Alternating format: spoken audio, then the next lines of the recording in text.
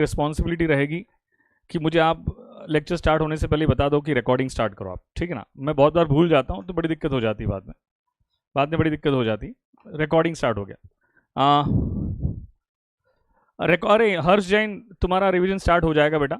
मैं 2-3 दिन थोड़ा सिचुएशन ऐसी थी कि गलत सिचुएशन में फंस गया था, तो हर्ष बेटा तुम्हारा रिवीजन कल से डेफिनेटली स्टार्ट हो जाएगा, प्रोवाइडेड मैं थोड़ा ठीक ठाक रहूँ, वैक्सीनेशन के बाद वाला कोई इफेक्ट ना आए, ठीक है ना। चलिए जी, लेट्स स्टार्ट नाउ।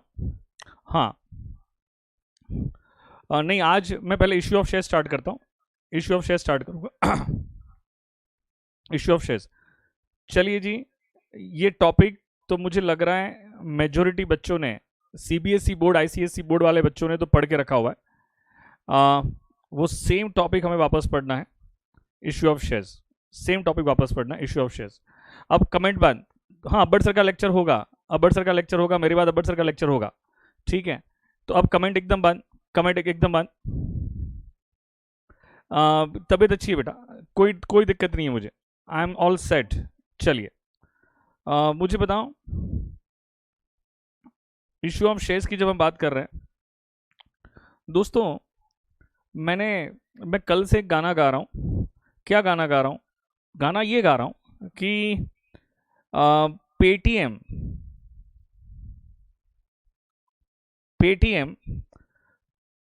$3 बिलियन का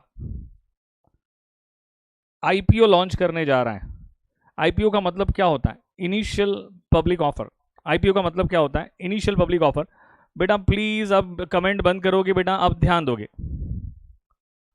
इसके पहले कोई चैप्टर नहीं करवाया था मैंने, सिर्फ सीएमए के सिलेबस का इंट्रोडक्शन लिया था।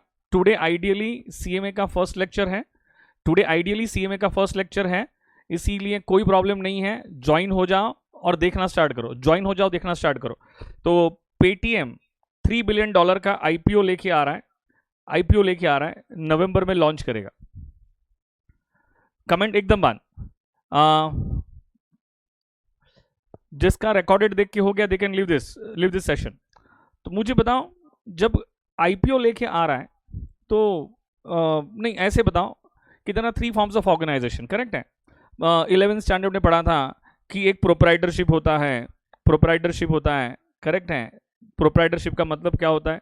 जिसका सिर्फ एक ही ओनर है। फिर हमने 12th में पढ़ा था कि एक पार्टनरशिप भी होती है। पार्टनरशिप का मतलब क्या? जहां पे एक से ज्यादा ओनर्स होते हैं, और मैक्स कितने होते हैं? 50 ओनर्स होते हैं। सारे बच्चे वीडियो बंद कर देंगे बेटा, सारे बच्चे वीडियो बंद कर देंगे दोस्तों, वीडियो बंद करो। उसके बाद थर्ड फॉर्म ऑफ ऑर्गेनाइजेशन है, which is company form of organisation. Which is company form of organisation, concentration के साथ बैठोगे, कॉन्सेंट्रेशन के साथ बैठोगे, which is company form of organisation.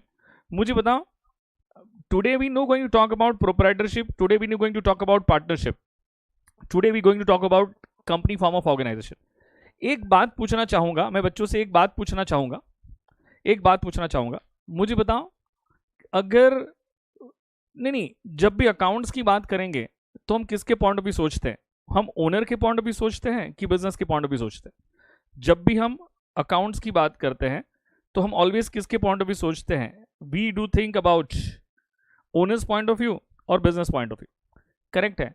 जिसको नहीं पता है थोड़ा कंसंट्रेशन मेंटेन करें, मेरी बातों को ध्यान से सुने, सबको समझ में आना स्टार्ट हो जाएगा। जब भी हम अकाउंट्स की बात करेंगे मेरे दोस्तों, ऑलवेज हम किसके पॉइंट ऑफ व्यू सोचते हैं? बिजनेस के पॉइंट ऑफ व्यू। कभी ये मत सोचना कि ओनर ने गुड्स परचेज किया, कभी ये मत सोचना कि ओनर ने सैलरी का पेमेंट किया, कभी ये मत सोचना कि ओनर ने रेंट का पेमेंट किया। जब भी सोचोगे तो ऐसे ही सोचोगे कि बिजनेस रेंट का पेमेंट कर रहा है, बिजनेस सैलरी का पेमेंट कर रहा है, बिजनेस ने गुड्स परचेज किया, बिजनेस ने गुड्स सोल्ड आउट किया। तो आपका सोचने का तरीका बिजनेस के पॉइंट ऑफ व्यू होना चाहिए, तब जाके करेक्ट जर्नल एंट्री पास कर पाओगे।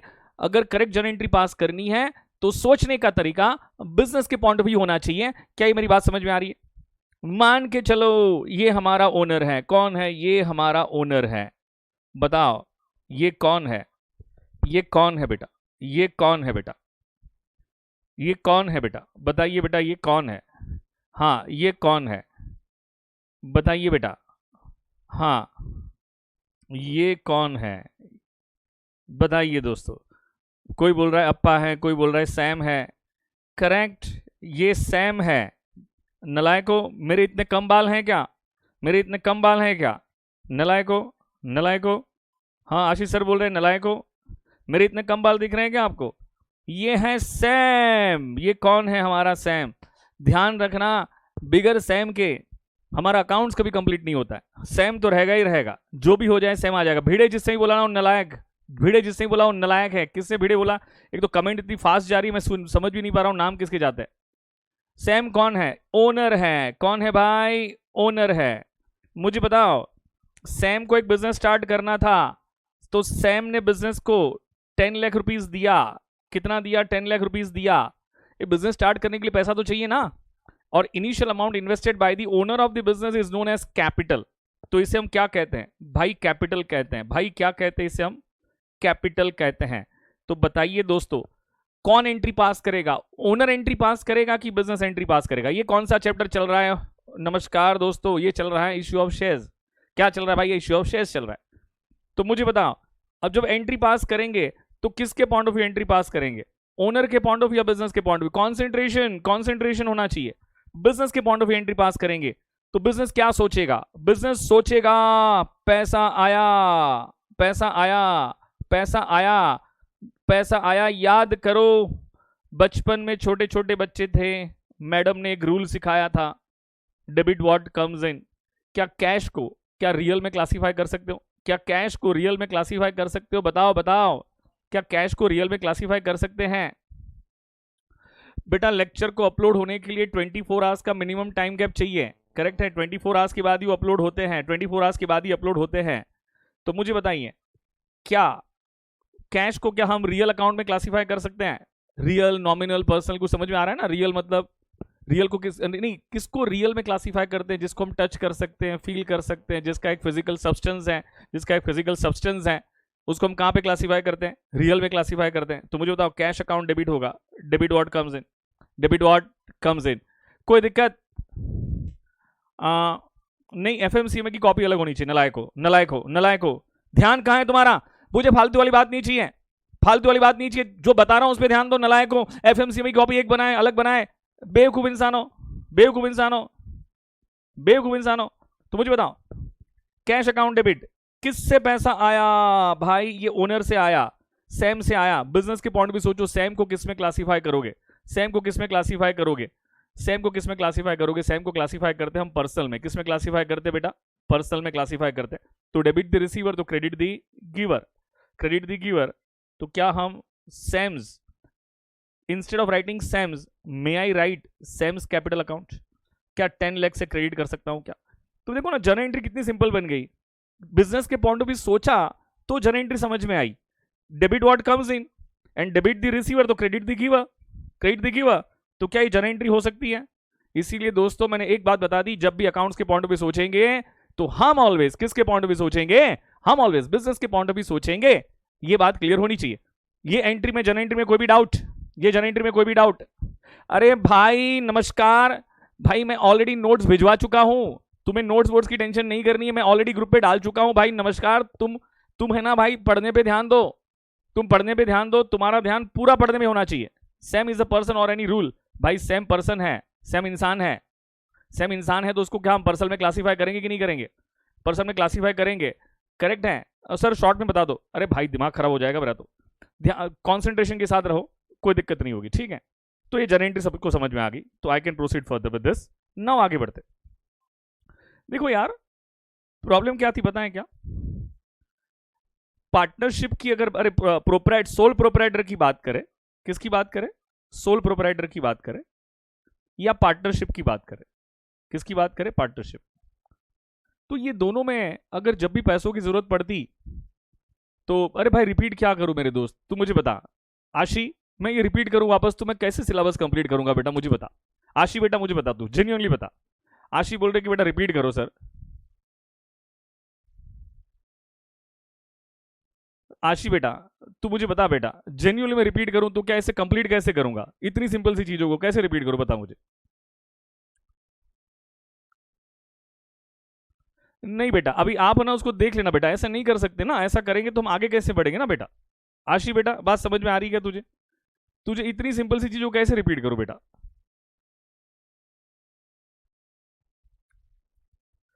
आप टाइम पे आया करो बेटा, ऐसा मत करो, उसको लेट मत करो बेटा, ठीक है?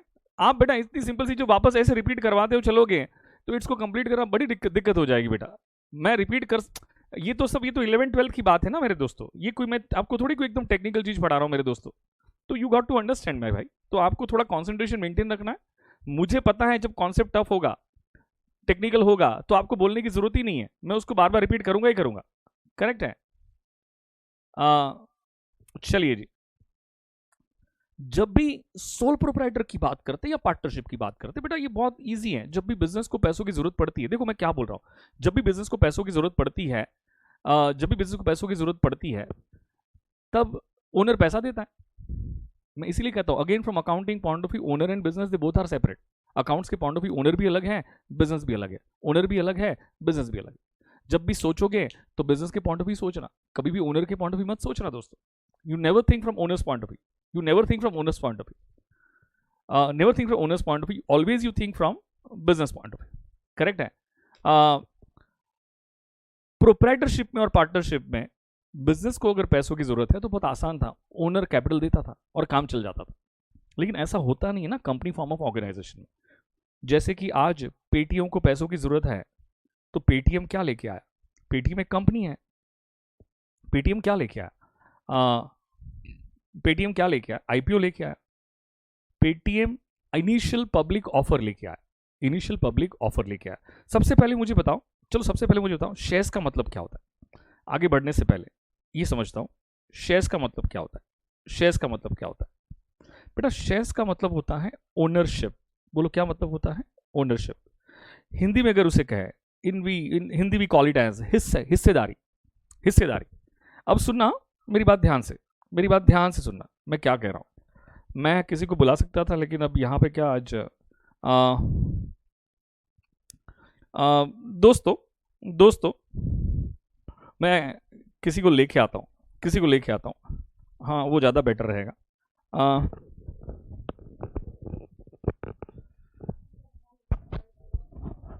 किशोर भाई आप आइए एक मिनट यहाँ पर, फोन रख के आइए। आपको कोई काम चल रहा है क्या? काम नहीं चल रहा है ना? हाँ आ जाइए। ये जो है ना, जरा बच्चों को हाई कर दो आप।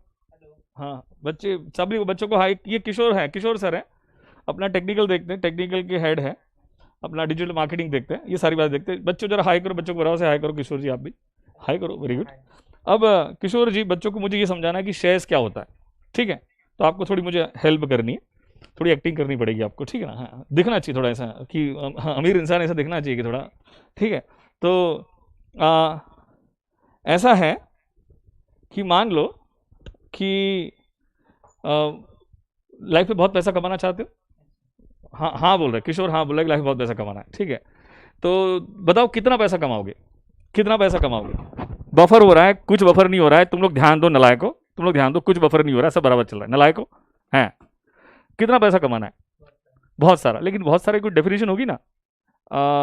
बोलो जरा सोचो, सोचो कि हंसना क्या है भाई? तू तो ऐसे हंस रहा है जैसे हाँ 1000 करोड़, 2000 करोड़, 5000 करोड़, 10,000 करोड़। सोचो ना, सोचने पैसे लगते हैं क्या? 10,000 करोड़। इसको मान के चलो भाई, ये अपना बंदा पैसा कमाता है 10,000 करोड़। कितना कमा रहा है? 10,000 करोड़। ये 10,000 करोड़ कमा रहे हैं, आपके जितना बोल रहे हैं। अपन क्या यार पॉकेट मनी पे चलते हैं, वाइफ जो पॉकेट मनी देती है उस पर अपना गुजारा चलता है।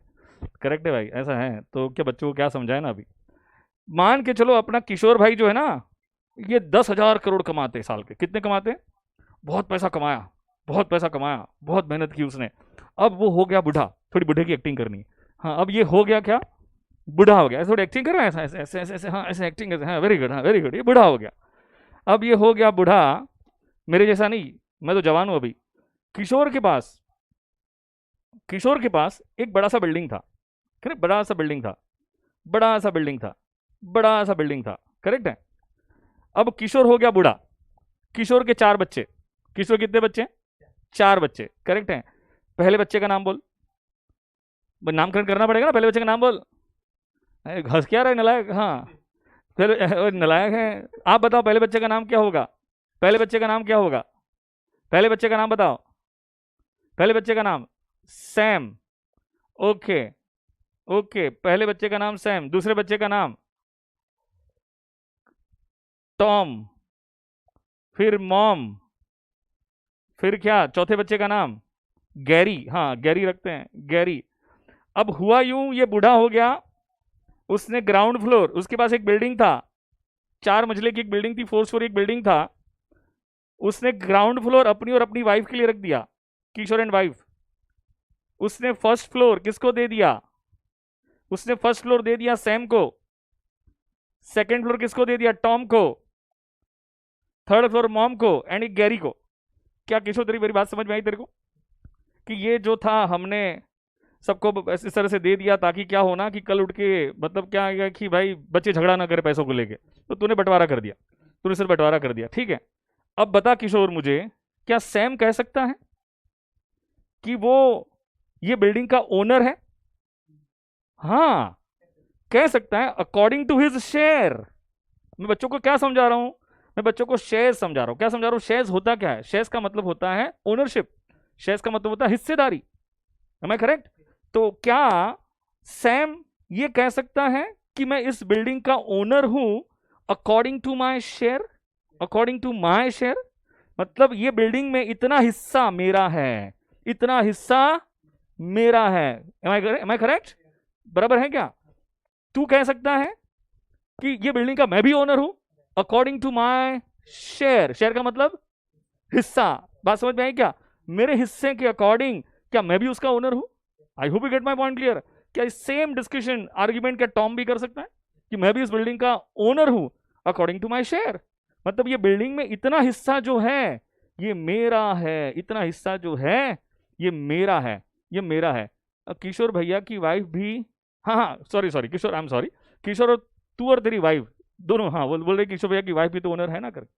तो आप तो समझ में आया तुझे? शेयर का मतलब क्या? किसी कंपनी का शेयर खरीदता है तो तू उस कंपनी का ओनर बन जाता है। क्या बन जाता है? हिस्सेदारी मिलती है तेरे को। क्या मिलती है तेरे को? हिस्सेदारी मिलती है। तो शेयर्स का मतलब समझा कि तुझे? अब तेरे बच्चे को समझा पाएगा? जब तेरी शादी होगी, बच्चे होंगे, तो समझा पाएगा कि शेयर्स का मतलब क्या होता है? ओनरशिप होती है। क्या होती है? ओनरशिप होती है, हिस्सेदारी होती है। क्लियर? तो तुझे समझ में आया? तो अच्छा किशोरी, अच्छा बोल रहे तेरी वाइफ का नाम क्या होगा? किशोरी होगा, तो तेरी वाइफ किशोरी रहेगी, नाम आएगा तो नाम चेंज कर देना उसका, ठीक है ना? बच्चे ऐसा बोल रहे हैं, बच्चों को बाय कर दो। समझ गया तेरे को? तो दोस्तों किशोर को समझ गया, बोल रहा रिपीट करो। रिपीट करने की जरूरत है क्या? बोल रहे हैं बच्चे को, ये बोले कोई बोला रिपीट करो, बोला रिपीट करने की कोई जरूरत नहीं है करके, ऐसा है। ओके दोस्तों, तो बस बात यही थी कि शेयर्स का मतलब क्या है? ओनरशिप। शेयर्स का मतलब है हिस्सेदारी।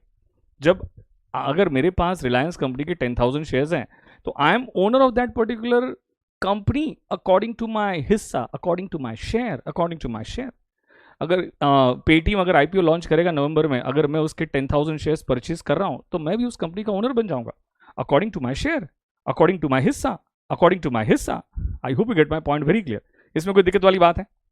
दोस्तों आपको पता है, आपको पता है, आपको पता है कि कंपनी फॉर्म ऑफ ऑर्गेनाइजेशन की जब हम बात करते हैं ना, तो कैपिटल को कैपिटल नहीं कहते, उसको हम शेयर कैपिटल के नाम से बुलाते हैं। किसके नाम से बुलाते हैं? शेयर कैपिटल के नाम से बुलाते हैं। दोस्तों ये सब टॉपिक है ना, ये टॉपिक आपको बहुत काम में आने वाला है फाइनेंशियल मैनेजमेंट में, पूरा सी में पढ़ने के लिए। मतलब ये शेयर्स क्या है, शेयर कैपिटल क्या है, तो जिसको नहीं पता है, नहीं सर रिपीट तब करना जब किशोरी आए। अच्छा रिपीट तब करना जब किशोरी आए।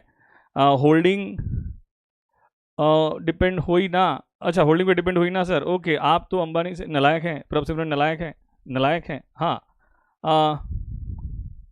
अच्छा वो एक्चुअली मैंने अभी वैक्सीन लेके आया हूँ ना, तो मैं जब किसी के कांटेक्ट में आता हूँ ना तो मैं मास्क पहन के रखता हूँ, मैं मास्क पहन के रखता हूँ, ताकि क्या ना अभी इम्यूनिटी डाउन हो जाती है। ऐसा कहते हैं कि वैक्सीनेशन लेने के बाद इम्यूनिटी डाउन होती है, तो we should not get in contact with the people, correct? इसीलिए मास्क पहन के रखता हूँ बेटा। ओके अब दोस्तों आपको पता है कि with reference to company form of organisation हम कैपिटल को शेयर कैपिटल के नाम से बुलाते हैं। हम कैपिटल कैपिटल नहीं कहते, उसको हम शेयर कैपिटल के नाम से बुलाते हैं। और उसमें शेयर क्या होता है समझा दिया मैं। जैसे प्रोप्राइटरशिप में और पार्टनरशिप में बहुत इजी था। कैपिटल मतलब बिजनेस को कैपिटल, देखो मैं क्या बोल रहा हूं, बिजनेस को अगर कैपिटल की जरूरत है तो ओनर पैसा देता है और काम हो जाता है, ओनर पैसा देता है और काम हो जाता है, काम हो जाता है। लेकिन कंपनी फॉर्म ऑफ ऑर्गेनाइजेशन में ऐसा नहीं होता है ना भाई। कंपनी को अगर पैसा चाहिए तो कंपनी पैसा किससे लेती है? पब्लिक से। कंपनी क्या कहती है पब्लिक को पता है?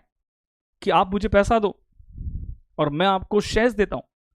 मैं आपको मेरी कंपनी की ओनरशिप देता हूं, मैं आपको मेरी कंपनी की हिस्सेदारी देता हूं, मैं आपको मेरी कंपनी की क्या देता हूं, हिस्सेदारी। बिल्कुल बफर नहीं हो रहा है, बोल रहा है सैनिटाइज कर लो। ओके, मैं सैनिटाइज करके आया, मैं सैनिटाइज करके आता हूं, बोल रहा है सैनिटाइज कर लो।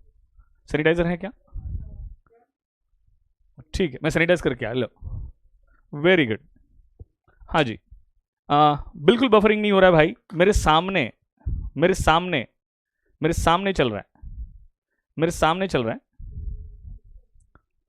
करेक्ट है, मेरे सामने चल रहा है, ऑल गुड है। मतलब बफरिंग हो रहा है, कुछ नहीं हो रहा है यार। ओके, तो अब सुनो मेरी बात, मैं क्या कह रहा हूं।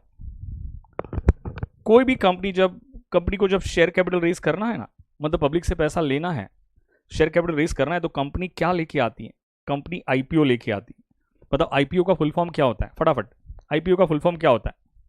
वो बोल रहा है ऊपर से जा रहा है, कृतिका सब ऊपर से जा रहे हैं, कम ऑन, मुझे बताओ, क्या ऊपर से जा रहा है? क्या ऊपर से जा रहा है? क्या Kritika, call me after lecture, मुझे टेक्स्ट मैसेज कर दे, ऊपर से कैसे जा सकता है भाई? बफर नहीं हो रहा है, बफर बिल्कुल नहीं हो रहा है। आपका नेट पैक चेक करो बेटा, बफर बिल्कुल नहीं हो रहा है यहां पर, पॉसिबल ही नहीं ऊपर से जाना। ये ध्यान की मतलब तुम्हारी बैंड बजी होगी, तुम ध्यान बिल्कुल नहीं रखते होंगे, कंसंट्रेशन बिल्कुल नहीं होगा, तो दिक्कत होगी आपको, ठीक है। सुनो, कंपनी क्या करती है? कंपनी इनिशियल पब्लिक ऑफर लेके आती है। कंपनी क्या लेके आती है? Initial public offer. Initial public offer का मतलब क्या होता है? एक मिनट, हाँ, initial public offer, company public को पहले ऑफर देती है। क्या ऑफर देती है? कि आप हमें पैसा दो, ध्यान से सुन भाई, जिसको नहीं समझो ध्यान से सुने, आप हमें पैसा दो, हम आपको हमारी कंपनी के शेयर्स देंगे, हमारी कंपनी की हिस्सेदारी देंगे। Through IPO company issue prospectus. सबसे पहले क्या इशू करती है? प्रोस्पेक्टस। प्रोस्पेक्टस मतलब ब्रोशर, जिसमें कंपनी की सारी डिटेल लिखी होती है। मुझे बताओ, अगर पेटीएम $3 बिलियन का अगर आईपीओ लेके आ रहा है, तो उसको एक प्रोस्पेक्टस इशू करना पड़ता है, उसको एक प्रोस्पेक्टस इशू करना पड़ता है। और प्रोस्पेक्टस में कंपनी की सारी डिटेल लिखी होती है कि पेटीएम कंपनी कितने टाइम से बिजनेस कर रही है, वो कौन से बिजनेस में है, वो ये $3 बिलियन जो रेस करने वाली है पब्लिक से। भाई जरा ध्यान से सुने यार, बहुत सिंपल सी बात है, ये जो $3 बिलियन जो पब्लिक से रेस करने वाली है, ये पैसा वो कहां कहां यूज करेगी, कैसे कैसे यूज करेगी, कहां इन्वेस्ट करेगी। I hope you get my point clear.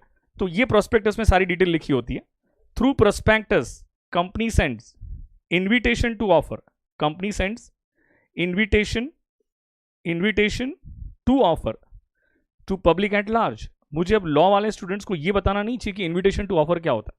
Invitation to offer क्या होता है? मान के चलो ये प्रोस्पेक्टस है, ये क्या है? प्रोस्पेक्टस है, ये मान के चलो ये प्रोस्पेक्टस है।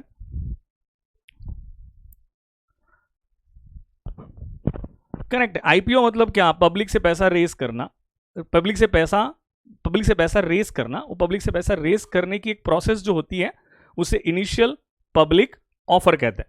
कंपनी को पैसा, आज पेटीएम एक कंपनी है, उसको पैसों की जरूरत है, तो क्या वो पब्लिक से पैसा डिमांड कर रही है? तो पब्लिक से पैसा लेने के लिए उसको एक आईपीओ लॉन्च करना पड़ता है, सेबी से अप्रूवल लेने पड़ते हैं, गवर्नमेंट से अप्रूवल लेने पड़ते हैं। अप्रूवल लेने के बाद वो क्या लॉन्च करता है? आईपीओ लॉन्च करती है, इनिशियल पब्लिक ऑफर लॉन्च करता है। और इनिशियल पब्लिक ऑफर के थ्रू प्रोस्पेक्टस इशू करती है। प्रोस्पेक्टस मतलब ब्रोशर, ये प्रोस्पेक्टस है, इसमें कंपनी की सारी डिटेल्स लिखी है, इसमें कंपनी की सारी डिटेल्स लिखी है, इसमें कंपनी की सारी डिटेल्स लिखी है। सर वीडियो ऑफ करो राजिया, अगर मैं वीडियो ऑफ कर दूंगा तो मैं दिखूंगा कैसे? बाकी सारे बच्चों को जिसका वीडियो ऑन है वीडियो ऑफ कर दे। तो ये प्रोस्पेक्टस में कंपनी की सारी डिटेल्स लिखी होती है। इसमें 3 साल के ऑडिटेड फाइनेंशियल स्टेटमेंट्स होते हैं। फाइनेंशियल स्टेटमेंट्स में प्रॉफिट एंड लॉस अकाउंट भी होता है, बैलेंस शीट भी होती है, कैश फ्लो स्टेटमेंट भी होता है। ऑडिटेड मतलब verified bye chartered accountant, chartered accountant ने वेरीफाइड करके रखे हुए 3 फाइनेंशियल ऑडिटेड फाइनेंशियल स्टेटमेंट होते हैं। Through prospectus company sends invitation to offer to the public at large, invitation to offer to the public at large. Public क्या करती है? Public application form के थ्रू, पब्लिक क्या करती है? एप्लीकेशन फॉर्म के थ्रू, पब्लिक एप्लीकेशन फॉर्म के थ्रू फॉर्म के थ्रू शेयर्स के लिए अप्लाई करती है। क्या करती है? शेयर्स के लिए अप्लाई करती है, शेयर्स के लिए अप्लाई करती है। मुझे बताओ, मैं पब्लिक हूं, बराबर, मान के चलो मैं कंपनी हूं, आप पब्लिक हो, मैं आईपीओ लेके आया, मैंने कहा कि आप मुझे पैसा दो, नहीं, आप मेरी कंपनी के शेयर्स के लिए अप्लाई करो, तो मान के चलो आप लोगों से मुझे बहुत सारी एप्लीकेशंस आई, क्या आई? आप लोगों से मुझे बहुत सारी एप्लीकेशंस आई। किसी ने 1000 शेयर्स के लिए अप्लाई किया, किसी ने 500 शेयर्स के लिए अप्लाई किया, किसी ने 300 शेयर्स के लिए अप्लाई किया, किसी ने 10,000 शेयर्स के लिए अप्लाई किया। मेरे पास बहुत सारी शेयर्स की एप्लीकेशन आ गई। अब बताओ, अगर मैं आपकी एप्लीकेशन को एक्सेप्ट करूंगा, तो आप मेरी कंपनी के क्या बन जाओगे? फटाफट बताओ। अगर मैं आपकी एप्लीकेशन को एक्सेप्ट करूंगा तो आप मेरी कंपनी के क्या बन जाओगे? आप मेरी कंपनी के शेयर होल्डर बन जाओगे, आप मेरी कंपनी के ओनर बन जाओगे। क्या बन जाओगे? आप मेरी कंपनी के ओनर बन जाओगे। लेकिन अगर मैं आपकी एप्लीकेशन को रिजेक्ट कर दूंगा तो आपका पैसा आपको मैं वापस दे दूंगा, तो आप मेरी कंपनी के शेयर होल्डर्स नहीं बनोगे। एक सिंपल सी प्रोसेस है, मान के चलो मैं कंपनी हूं, मैं 10,000 शेयर्स इश्यू कर रहा हूं ऑफ ₹10 ईच। तो बताओ टोटल मिला के मैं कितना पैसा कलेक्ट करूंगा? सुनो यार, ध्यान से सुनो मेरी बात को। मुझे कितने शेयर्स इश्यू करने हैं? 10,000। मुझे कितने शेयर्स बेचने हैं? इश्यू करने हैं मतलब मुझे बेचने हैं। कितने शेयर्स बेचने हैं? 10,000। कितने में? 10 रुपये में। एक शेयर्स की प्राइस कितनी है? 10 रुपया। बताओ उसके लिए मैं क्या लेके आऊंगा? आईपीओ लेके आऊंगा। फिर क्या इश्यू करूंगा? प्रोस्पेक्टस इश्यू करूंगा।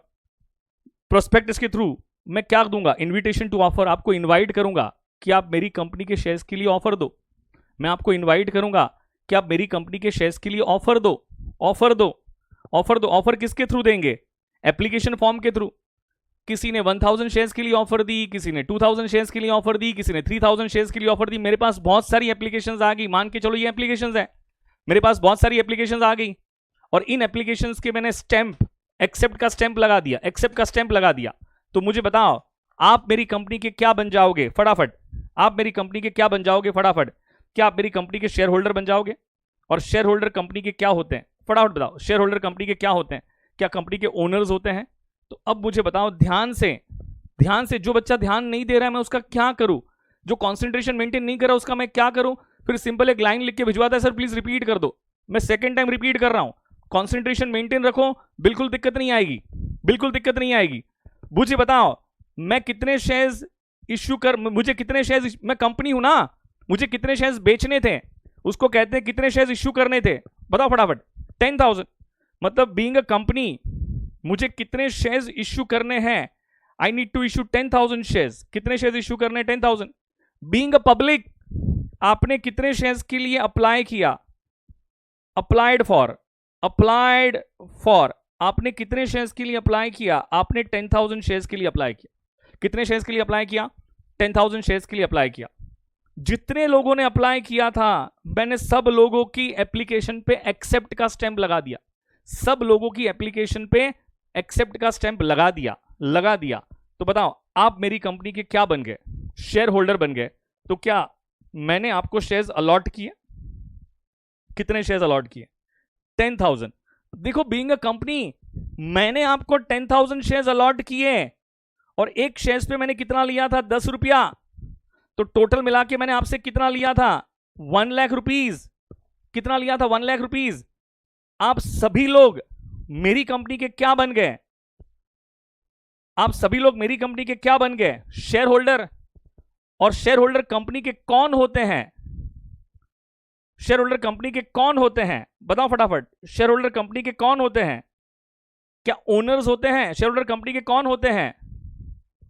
बेटा यहां पे कमेंट इतनी फास्ट जा रही है ना, मैं समझ नहीं पाता हूं कोई क्या क्वेश्चन क्या पूछ रहा है। बेटा कंपनी के कौन होते हैं? ओनर्स होते हैं। और ओनर्स के पैसे को हम क्या कहते हैं? बीइंग अ कंपनी मैंने आपको शेयर्स अलॉट किए, आपने मुझे पैसा दिया, तो आप मेरी कंपनी के शेयर होल्डर्स बन गए। दोस्तों मेरी कंपनी के शेयर होल्डर्स बन गए और शेयर होल्डर के पैसे को हम कहते हैं शेयर कैपिटल। भाई क्या कहते हैं? शेयर कैपिटल भाई क्या कहते हैं? Share capital. क्या कहते हैं भाई? Share capital. लेकिन ये खोपड़ी में बात गई, शेयर कैपिटल जो कि आप कंपनी लॉ में पढ़ोगे कि बुक बिल्डिंग के थ्रू किस तरह से कंपनी पैसा रेस करती है पब्लिक से कैसा पैसा रेस करती है। मुझे सिखाने की जरूरत नहीं है, आप कंपनी लॉ में पढ़ोगे उसको। लेकिन मुझे बताओ, क्या आइडियली इन कंसाइज एक ब्रीफली आपको ये समझ में आया कि कंपनी किस तरह से पैसा रेस? सर कोई एक महक, तेरे क्वेश्चन का आंसर बाद में मिल जाएगा। महक तेरे क्वेश्चन का आंसर बाद में मिल जाएगा, ठीक है? तेरे क्वेश्चन का आंसर बाद में मिल जाएगा बेटा, ठीक है? लेकिन ओवरऑल आपको मेरी बात समझ में आई? मुझे बताओ, बचपन में मैडम ने पढ़ाया था, क्या पढ़ाया था? बैलेंस शीट बनाते थे, बोलो हाँ या ना? बोलो हाँ। लाइबिलिटी लिखते थे, एसेट्स लिखते थे। अरे भाई मैं क्वेश्चन किसी का देख ही नहीं पा रहा हूं, इतना धनाधन जा रहे हैं, इतने धनाधन जा रहे हैं, देख ही नहीं पाता हूं। लाइबिलिटी साइड लिखते थे, एसेट साइड लिखते थे, यहाँ पे शेयर कैपिटल लिखते थे, याद आ रहा है? नहीं, मैडम ने बताया था कैपिटल को बैलेंस शीट में कहां पर लिखते हैं? कैपिटल को बैलेंस शीट में लाइबिलिटी साइड पे लिखते हैं। कहां पर लिखते हैं? लाइबिलिटी साइड में लिखते हैं। तो क्या हम 1 लाख रुपीज यहाँ पे लिख सकते हैं? पैसा भी तो आया था ना, तो बैंक कहाँ जाएगा? बैलेंस शीट में क्या एसेट साइड पे जाएगा? क्या कहाँ जाएगा? बैलेंस शीट में एसेट साइड पे जाएगा क्या? बताओ फटाफट। क्या आपको मेरी बात समझ में आ रही है? क्या आपको मेरी बात समझ में आ रही है? कोई भी चीज नोट करने की जरूरत नहीं है अभी फिलहाल, ये सब चीजें आपको आती है। No need to note it down, आपकी नोट्स में सब कुछ अवेलेबल होगा, करेक्ट है?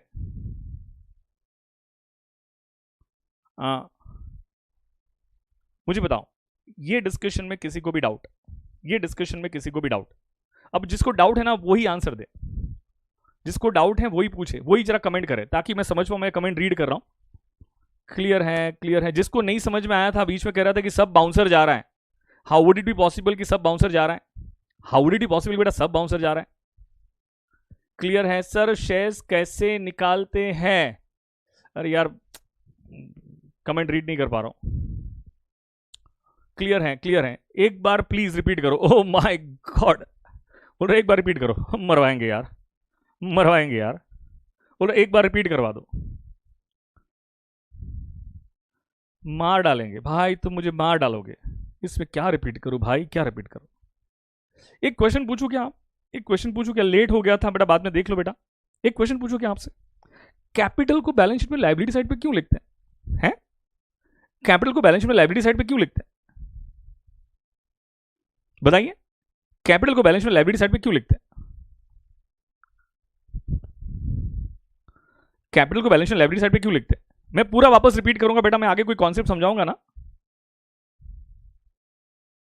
मैं आगे जब समझाऊंगा ना आपको, तो मैं एक क्वेश्चन के साथ पूरा रिपीट करूंगा बेटा, पूरा रिपीट करूंगा। इसलिए जिसको नहीं न समझने वाली कोई बात ही नहीं थी, मेरे दोस्त सीएस क्लियर करना है ना भाई, सीएस क्लियर करना है ना, तो इतनी बच्चों जैसा समझा रहा हूं, इतना सिंप्लीफाई कर रहा हूं, क्या मैं तेरे से इतना एक्सपेक्टेशन नहीं कर सकता हूं कि कंसंट्रेशन मेंटेन कर? चीज को 2 बार रिपीट भी कर रहा हूं, तो भाई सुधर भाई, ठीक है? दोस्तों मुझे बताओ, कैपिटल को बैलेंस शीट में लायबिलिटी साइड पे क्यों लिखते हैं? ओनर, बिजनेस, बताओ, क्या ओनर ने बिजनेस को 10 लाख रुपया दिया? मैं ऐसे एग्जांपल ले रहा हूं, सेम वाला एग्जांपल याद करो। ओनर ने बिजनेस को 10 लाख रुपया दिया। अगेन जब भी अकाउंट्स की बात करेंगे तो ओनर भी अलग है, बिजनेस भी अलग है, दोनों अलग अलग है भाई, दोनों अलग अलग है। दोनों को एक करके देखना ही मत, दोनों को एक करके देखोगे तो बड़ी दिक्कत हो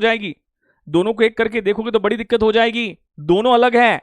आज बिजनेस को पैसों की जरूरत थी तो किससे पैसा लिया? ओनर से पैसा लिया। जिससे भी पैसा लेते हो, क्या उसको वापस पे करने का ऑब्लिगेशन होता है कि नहीं होता है? बताइए मुझे। जिससे भी पैसा लेते हो, क्या उसको वापस पे करने का ऑब्लिगेशन होता है कि नहीं होता है? बताइए मुझे। वापस पे करने का ऑब्लिगेशन होता है। तो मुझे बताओ, पैसा आया, सैम ने दिया। किसने दिया? सैम ने दिया। तो बिजनेस क्या एंट्री, देखो मैंने क्या बोला, बिजनेस क्या एंट्री पास करता है? बिजनेस एंट्री पास करता है cash account debit what comes इन। पैसा आया तो किससे आया? सैम से आया। सैम को किस में क्लासिफाई करेंगे? पर्सनल में क्लासिफाई करेंगे। डेबिट द रिसीवर तो credit the giver, debit the receiver तो क्रेडिट द गिवर। तो मुझे बताओ क्या सैम्स कैपिटल अकाउंट लिख सकते हैं क्या? तो ये बिजनेस ने 10 लाख रुपया सैम से लिया, तो क्या ये बिजनेस के पॉइंट ऑफ व्यू सैम को वापस पे करने का ऑब्लिगेशन है? लाइबिलिटी है? लाइबिलिटी है, इसीलिए कैपिटल बैलेंस शीट में कहां पर आता है? लाइबिलिटी साइड में। Cash oblique bank balance sheet में कहां पर आता है? एसेट साइड में। किसी को भी पैसा वापस पे करने का ऑब्लिगेशन होना, उसी को लाइबिलिटी कहते हैं। क्या कहते हैं? लाइबिलिटी कहते हैं। मैं किसी की कमेंट रीड ही नहीं कर पा रहा हूं, इतनी फास्ट कमेंट जा रही है, कुछ समझ नहीं पा रहा है। करेक्ट है? बस समझ में आया तो हाँ बोलो। Sir I am science student. Okay बेटा, साइंस स्टूडेंट है तो दोस्त एटलीस्ट तुझे एबीसीडी आनी चाहिए। I can't teach you ABCD, उसके रूल्स तेरे को आने चाहिए बेटा। मैं भी एक साइंस स्टूडेंट हूं भाई, मैं भी एक साइंस स्टूडेंट हूं, आज पढ़ा रहा हूं। सर इतना समझ नहीं आता है कि इनके क्या है यार। करेक्ट है, चलिए मुझे सिर्फ बताओ, एक एक काम करते हैं, वो ही कमेंट करे, बाकी सब कमेंट करना बंद कर दे जिसको दिक्कत है, ताकि मैं कमेंट रीड कर पाऊं बेटा, मैं कमेंट रीड कर पाऊं। मैं किसी बच्चों को इग्नोर नहीं कर सकता, प्लीज इट्स अ रिक्वेस्ट। जिसको दिक्कत है वही कमेंट करे, बाकी कोई कमेंट ना करे। कि इतने वीडियो के करने की वजह से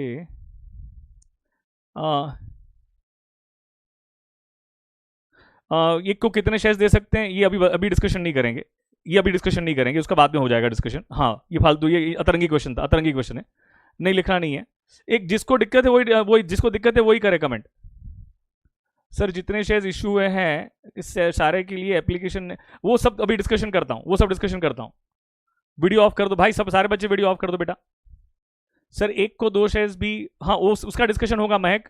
अतरंगी क्वेश्चन है, अभी मत सोच, अतरंगी क्वेश्चन अभी मत सोच भाई, जिसको दिक्कत है वही करें। सर एफएमसीएमए के नोट्स, अरे नलायक, शेयर्स मनी रिटर्न किया तो क्रेडिट, अब वो बताता हूं भी। एंट्रीज कहां बताइए बेटा, मैंने एंट्रीज कहां बताइए, एंट्रीज आएगी बेटा।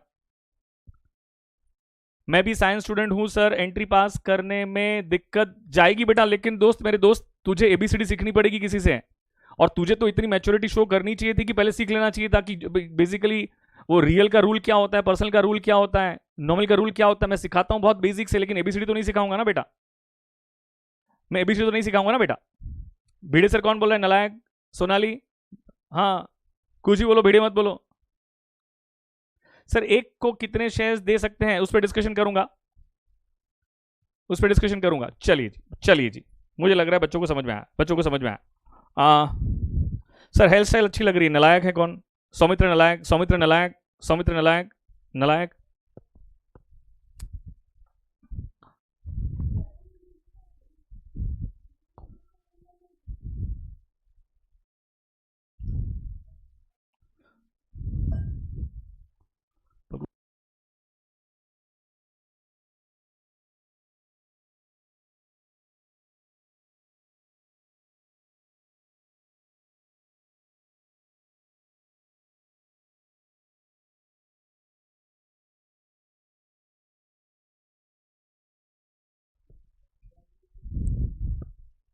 हाँ जी,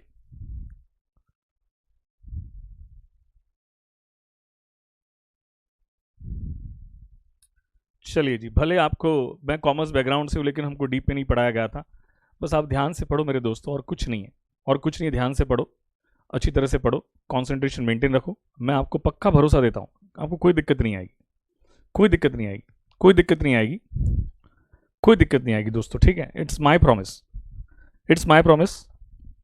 मैं पढ़ाना में बिल्कुल जल्दी नहीं करूँगा, बिल्कुल जल्दी नहीं करूँगा। ये सब तो 11th-12th में पढ़ चुके हैं यार।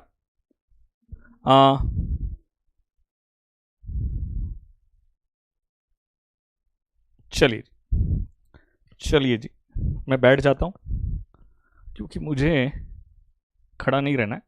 मैं अकाउंटिंग एंट्री स्टार्ट कर रहा हूँ, अकाउंटिंग एंट्री स्टार्ट कर रहा हूँ बेटा, ध्यान से मेरी बात को सुनोगे। मैं बिंदास कह रहा हूँ ना कि आपको कोई भी दिक्कत होगी, आप मुझे पर्सनल, मुझे टेक्स्ट मैसेज करोगे, मैं सामने से कॉल बैक करूँगा, मैं सामने से कॉल बैक करूँगा। और जिनका जिनका सुबह सुबह मुझे टेक्स्ट मैसेज आया था, मैंने सबको कॉल बैक किया था, करेक्ट है? तो किसी को भी दिक्कत है, तुम साइंस बैकग्राउंड के हो, मुझे कॉल करो, मैं आपको समझाऊंगा करना क्या है, करेक्ट है? तुम्हें कोई दूसरी कोई दिक्कत जा रही है, मुझे कॉल करो। लेकिन तुम कंसंट्रेशन मेंटेन नहीं रखोगे तो मैं क्या करूंगा ना बेटा। चलिए अब चलते हैं, मुझे बताओ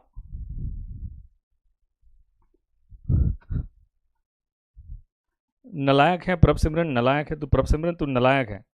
कितने दिनों के बाद देखा फिर भी आपके बाल उतने के उतने ही हैं, नलायक नलायक। दोस्तों आपको पता है कंपनी जब शेयर्स इश्यू करती है ना, बेचती है ना, इश्यू करना मतलब बेचना, जब कंपनी शेयर्स इश्यू करती है तो बेचती है, तो नंबर वन वो एट पार भी बेच सकती है। कैसे बेच सकती है? At par. And number two at premium. At par भी बेचेगी। भाई अभी किसी ने मुझे मैसेज किया, sir please call me back.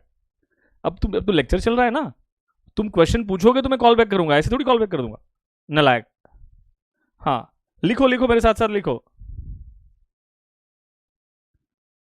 मुझे ये exam oh my God, oh my God, oh my God बोल रही एग्जाम्पल समझ में नहीं आया। भाई तू अभी ध्यान दे दे, ये एग्जाम्पल कुछ था ही नहीं, ये तो सब बच्चों जैसी बातें कर रहा था, ये बच्चों जैसी बातें कर रहा था, एग्जाम्पल कुछ नहीं था भाई, एक सिर्फ बच्चों जैसी बातें कर रहा था।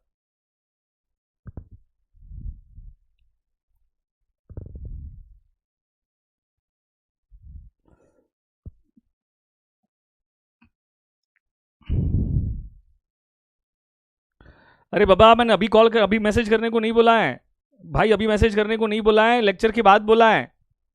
आप ऐसा करोगे तो पढ़ाऊंगा कैसे? जरा कॉमन सेंस तो अप्लाई करो भाई, कॉमन सेंस तो अप्लाई करो भाई। हाँ कंपनी शेयर्स इश्यू कर सकती है, कंपनी शेयर्स इश्यू कर सकती है एट पार या तो एट प्रीमियम।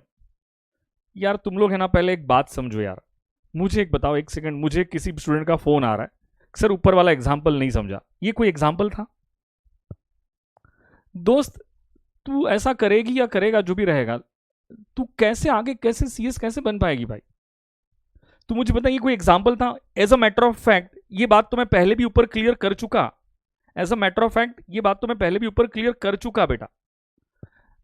दोस्त, मेरे दोस्तों, मेरे बच्चों, आप समझने की कोशिश करो यार, अगर आप ऐसा करोगे तो आप आगे कैसे बढ़ोगे? Do you really think this was an example? I just wanted to explain you कि why we write capital in balance sheet liability side. Hence I said, and which I already explained here, कि again from accounting point of view owner and business they both are separate. Correct है। और अभी दिक्कत देखो क्या होती है ना, आप पहले मेरी बात समझो, पहले कोई मुझे एक कमेंट नहीं आनी चाहिए, not even a single comment, I don't want any single comment, मैं अगर कमेंट ऑफ कर दूंगा, मुझे एक सिंगल कमेंट नहीं चाहिए, पहले मेरी बात को समझ लो। क्योंकि दिक्कत क्या होगी ना कि practical subject takes anyway lot of time, एक भी कमेंट नहीं आनी चाहिए, मुझे कोई डाउट नहीं चाहिए, कोई कमेंट नहीं चाहिए, कोई कमेंट नहीं करेगा, no one will comment, no one will comment, please please no one will comment. पहले उन बच्चों से, सारे बच्चे मेरे हैं यार, जिसको नहीं समझ में आती है उसकी परेशानी मेरी परेशानी है, मेरी परेशानी है, लेकिन तुम ये बात समझ क्यों नहीं पाते हो कि मैं इतनी बच्चों जैसी बात कर रहा हूं अभी, कि बच्चों से भी बच्चों जैसी बातें कर रहा हूं, तुम्हारा ध्यान कहां पर है? सबसे पहले तुम्हारा कॉन्सेंट्रेशन होना चाहिए, कॉन्सेंट्रेशन के बगैर मैं कुछ नहीं कर पाऊंगा, without concentration I can't do anything. Second common sense चाहिए मुझे, और कुछ नहीं चाहिए, इसमें कोई रॉकेट साइंस नहीं है भाई, सिंपल सिंपल सी बातें हैं। ओनली आई नीड, मुझे कमेंट नहीं चाहिए, बस मुझे कमेंट नहीं चाहिए, मुझे कमेंट सब बंद कर दोगे, नो कमेंट। श्रद्धा मैंने मना किया ना, कमेंट मत करो।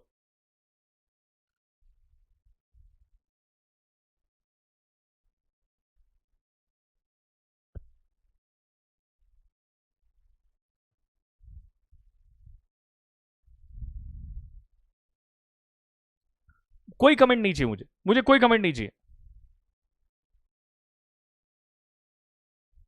ऋतिराज श्रीवास्तव, मुझे आपके बालों से प्यार है, मैं है ना रिमूव कर दूंगा बेटा।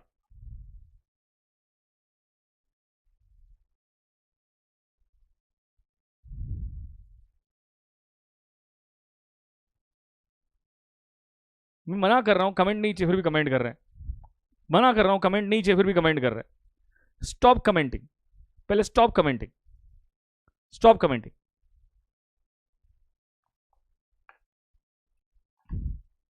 रुको,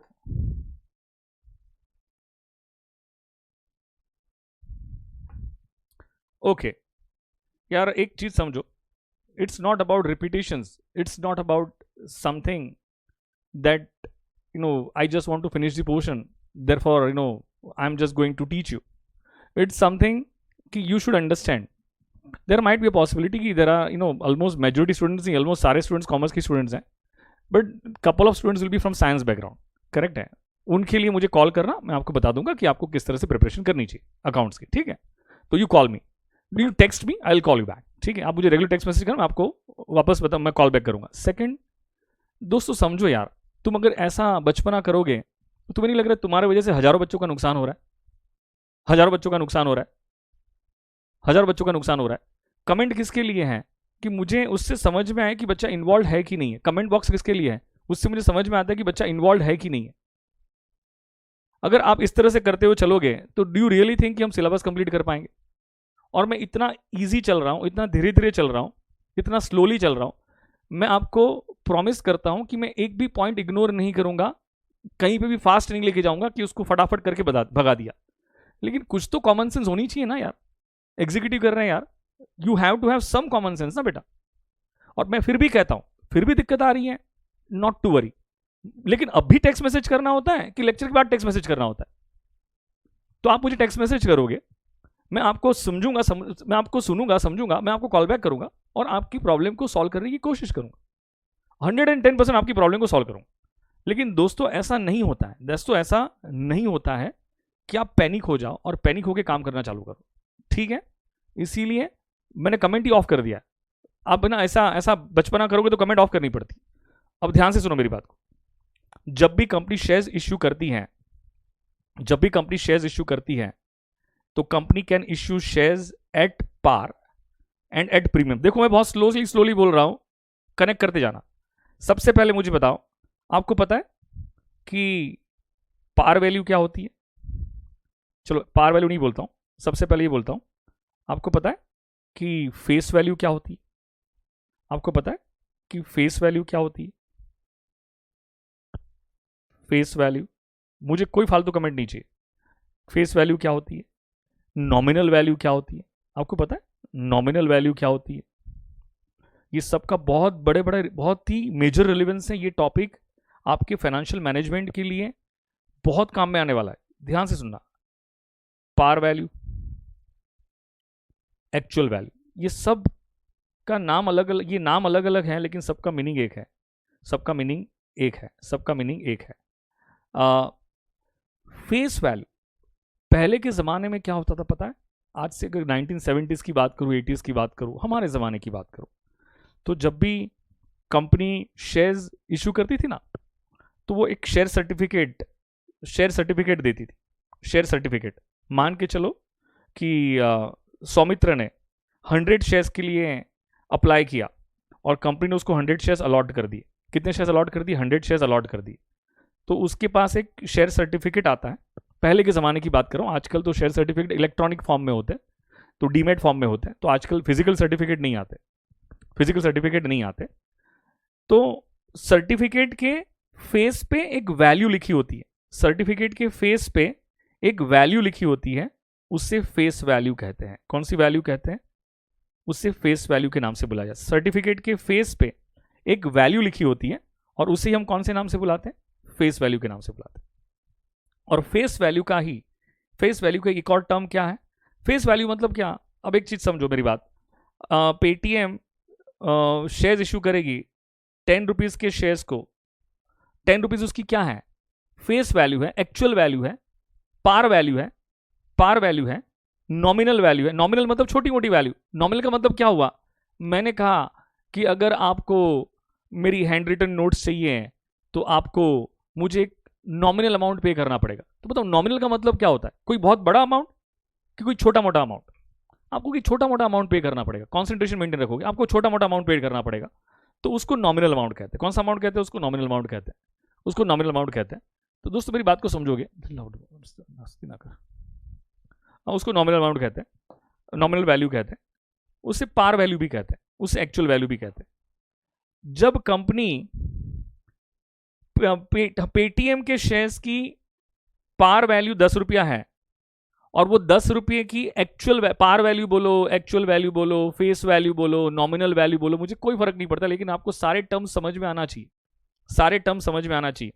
10 रुपये की एक्चुअल वैल्यू के शेयर्स को 10 रुपये में बेच दिया, 10 रुपये की फेस वैल्यू के शेयर्स को 10 रुपये में बेच दिया, तो इससे कहते हैं सलोनी तू अतरंगी सोच रही है बेटा, मैं जो समझा रहा हूं उस पर ध्यान दे, यस और नो में आंसर कर, बाकी कोई कमेंट ना लिखे, अननेसेसरी बेटा डाइवर्ट हो जाओगे, यहां से भी आपका ध्यान भटक जाएगा। 10 रुपये की एक्चुअल वैल्यू के शेयर्स को 10 रुपये में बेच दिया, तो ये सिचुएशन को कहते हैं शेयर्स इशूड एट पार। तो सर क्या फेस वैल्यू 10 रुपया ही होती है? नहीं, ऐसा कोई रूल नहीं है बेटा, फेस वैल्यू 5 रुपया भी हो सकती है, फेस वैल्यू 10 रुपया भी हो सकती है, फेस वैल्यू 15 रुपया भी हो सकती है, फेस वैल्यू 100 रुपया भी हो सकती है, 100 रुपीज भी हो सकती है। Generally academic point of view 10 और 100 दिखता है, generally academic point of view क्या दिखता है? 10 और 100 ज्यादा दिखता है, 10 और 100 ज्यादा दिखता है, बट 10 रुपीज ही हो रूल नहीं है ऐसा, 100 रुपीज ही हो रूल नहीं है ऐसा। इन्फोसिस के शेयर्स की actual value, face value, nominal value 1 रुपया है, नॉमिनल वैल्यू कितना है? 1 रुपया है। इन्फोसिस के शेयर्स की actual value 10 minute 10 minute actual value कितनी है? 1 रुपया है। तो समझो मेरी बात, तो जब कंपनी 10 रुपये के शेयर्स को 10 रुपये में बेचती है, 10 रुपये की फेस वैल्यू के शेयर्स को 10 रुपये में बेच रही है, तो उससे हम कहते हैं, एक मिनट, मोदी सर का फोन है, हाँ मोदी जी बधाई हो आपको भी, एक मिनट करता हूं लेक्चर में एक मिनट में नहीं, अभी आपकी पदराव पे चल रहे हैं ना करके, ऐसा है। तो आपने तो लेक्चर लिया था वैक्सीन के बाद,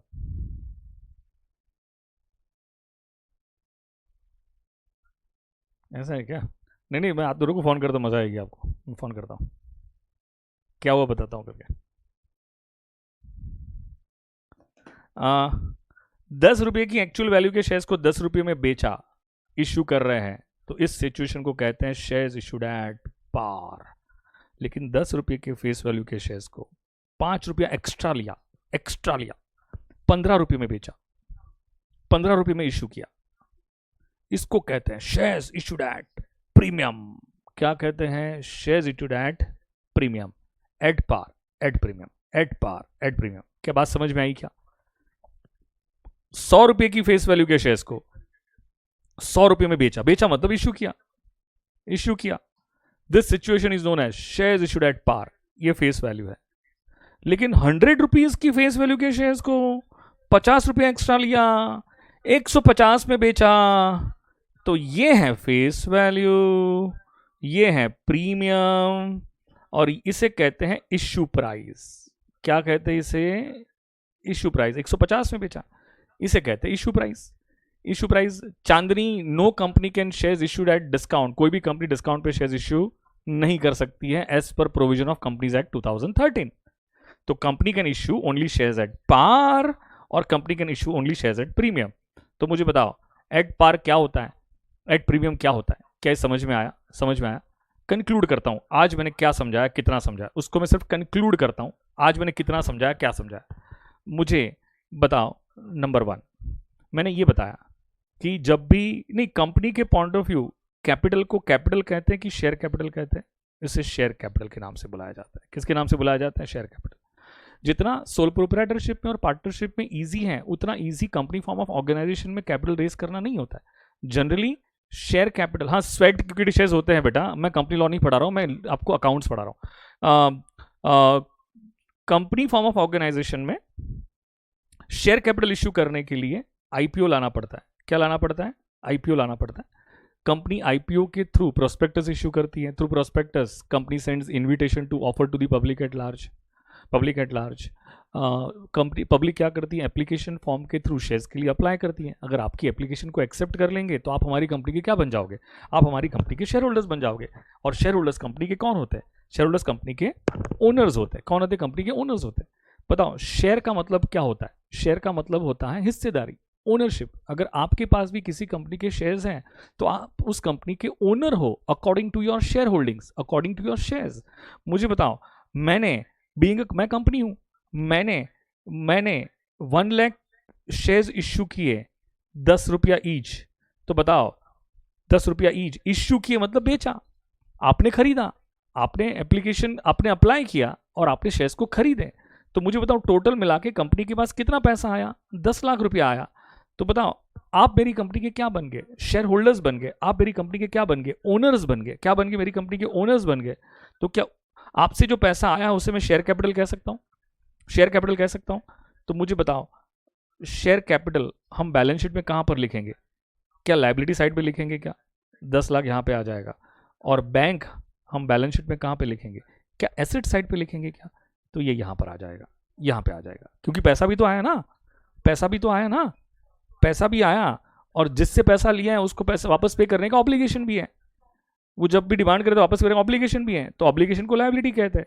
और बैंक बैलेंस शीट में एसेट साइड पे आता है। इतना तो समझ में आता होगा, इतना तो समझ में आता होगा। पॉइंट नंबर टू, ध्यान से मेरी बात को सुनना। मैंने ये कहा कि फेस वैल्यू क्या होता है? The value which is written on the face of the certificate is known as face value. उसको ही नॉमिनल वैल्यू कहते हैं, उसी को एक्चुअल वैल्यू कहते हैं, उसी को पार वैल्यू कहते हैं। कंपनी की शेयर्स की मान के चलो पेटीएम के शेयर्स की फेस वैल्यू 10 रुपया है, 10 रुपये की फेस वैल्यू के शेयर्स को 10 रुपये पे बेच रहा है। This situation is known as shares issued at par. 10 रुपये की शेयर्स की फेस वैल्यू को अगर 5 रुपये एक्स्ट्रा को प्रीमियम कहते हैं, तो इसे कहते हैं शेयर्स इशूड एट प्रीमियम। मैंने इतनी बात समझाई, मुझे नहीं लग रहा है इसमें कोई कंफ्यूजन वाली बात हो भी सकती है, दूर दूर तक स्कोप नहीं है। अब बताओ क्लियर है? सर प्रीमियम का रीजन मैं समझाऊंगा, रीजन समझाऊंगा बेटा, रीजन समझा दूंगा। चलिए जी, कल मिलेंगे वापस। जिसको भी दिक्कत है, कोई दिक्कत नहीं, आप मुझे टेक्स्ट मैसेज करो, मैं कॉल बैक करता हूं। आप मुझे टेक्स्ट मैसेज करो, मैं कॉल बैक करता हूं। I will call you. आप मुझे टेक्स्ट मैसेज करिए, मैं कॉल बैक करता हूं। ठीक है बेटा, टेंशन बिल्कुल मत लो। मैं आपकी हर एक प्रॉब्लम, मुझे सिखाना पड़ेगा, पर्सनली बैठ के मैं सिखाऊंगा, लेकिन आप पहले मुझे टेक्स्ट मैसेज करो कि क्या प्रॉब्लम थी, ठीक है ना? फिर मैं आपको कॉल बैक करता हूं। चलिए, tata, bye bye, take care, will see you tomorrow.